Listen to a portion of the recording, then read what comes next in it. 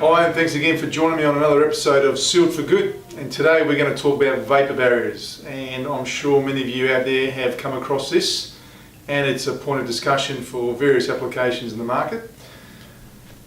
I'm not going to go and try and get too scientific with this, but we probably need to just cover what is the difference between water vapour and water itself. So look, like I said, without getting too technical, but the fact is that water vapour, if you can think of water in a gas state, that's what the vapour is, compared to moisture in a liquid state, which is what water is. So there are many applications where vapours can impact the dampness in the built environment, but more so, without going to too much of that detail, a vapour barrier basically resists the diffusion of vapour coming into a substrate. And so in general building, things like building wraps, sarking, insulation, damp courses, etc.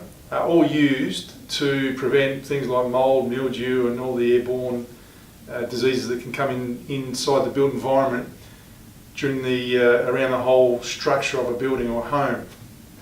However, there's a lot of times where vapour barriers are used for applications with membranes, which is what I want to focus on today. And many of you would know that with flooring products like timber, vinyl, carpets, particularly in the timber space, parquetry, etc., no contractor would put a timber floor directly on a concrete substrate without using a vapour barrier. Even if it's a brand new slab and they know there's a damp course underneath the concrete, the fact is the vapour barrier is used as a precautionary method to prevent any chance of residual moisture that could be in that concrete affecting a surface like timber or vinyl or carpet. When we have a situation with membranes, we have particularly with flexible membranes, what happens is that if you've got residual moisture, and particularly for external applications, sun gets on the concrete, a liquid membrane's on that concrete, and then overnight or a few hours later, while the membrane's curing, you'll see these vapour blisters occurring, okay? And they're little pockets or mushrooms. And they are vapours that are coming from the concrete substrate, moistening the concrete, trying to get out, and they can only rise. And then, applicators will go back the next morning and go and look at the substrate, and they've all gone down again. But the reality is that the adhesion of the membrane on that spot has been affected by those vapours. So a water vapour, or a vapour barrier, I should say, that's used with a liquid membrane, particularly on concrete, you will find that they're normally very hard and rigid. They're not flexible vapour barriers, okay? And the reason is they need to be able to handle, most vapour barriers will handle negative hydrostatic pressure. So the common ones out in the marketplace are things like epoxies, water-based epoxies or an epoxy barrier. And they are very, very hard, and they resist any rising damp or dampness that could be residual in the substrate from coming into the membrane. And so what you want to be doing is that when you are using a liquid membrane externally, you want to probably take the cautious step and use a vapour barrier primer just as part of the application. Now, I know lots of guys that do roof applications, and it's just a standard thing they'll price into the equation. When you're using a vapour barrier, it's important that you follow the instructions as well. So I'll talk about water-based epoxies because we make our E60 and it's a very popular one on the market. It can be diluted with water, being water-based. However, when you're using it as a vapour barrier, you use it as is, okay? If you know you've got a source of rising damp, you may need to apply 2 coats to give it the ultimate resistance to the dampness that could come up and damage the membrane. But that's very important that you use that sort of system down and using a breathable primer that might give you good adhesion to the substrate but can't resist the vapours that could arise. Now, this happens a lot on screeds as well, where we've spoken about in the past and a few other episodes ago, where waterproofing membranes are applied on top of a screed. Internally, if that moisture, there are many membranes, and let's use our Gripset 38 as an example, that will bond to a damp substrate. If you're internal, there's no issue or very little risk of the blistering effect from vapours, because the fact is the sun's not on that surface, and so the curing of the screed will happen without the vapour being drawn out from any sun.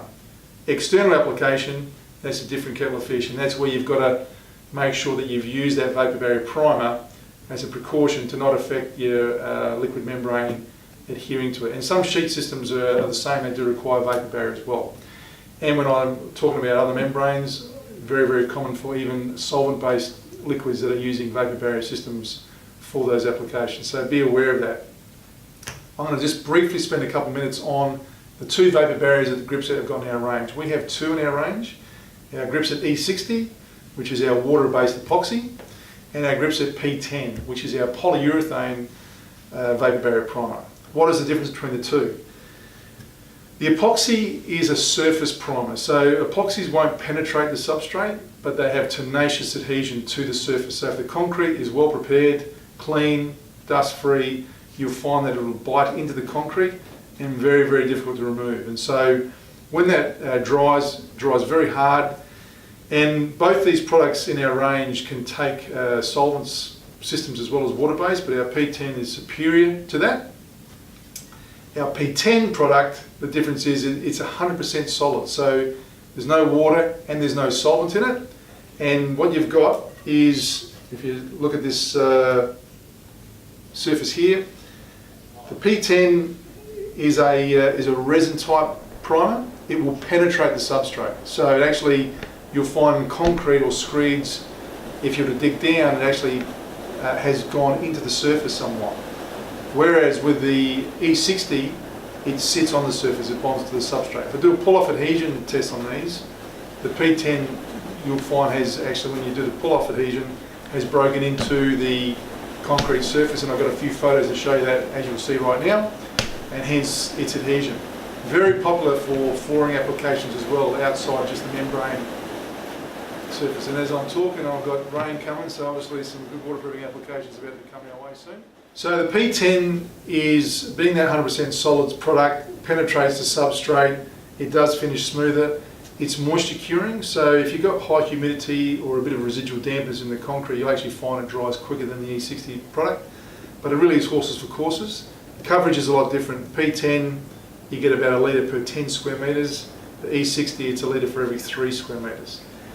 It really is up to you. The E60 is the common one because there's been products on the market that it's just by habit that many applicators use a water-based epoxy as their Vapour Barrier primer of choice. But both are solvent-free, no odour. So if you're looking for a Vapour Barrier primer in our range, go to our primer section on our website and you'll see these two gems in the range, and you can read further on those and find out more about them. Please guys, ensure that when you are doing an application externally or on a concrete substrate or screed, prepare and plan, make sure, do I need a Vapour Barrier primer for this application or not?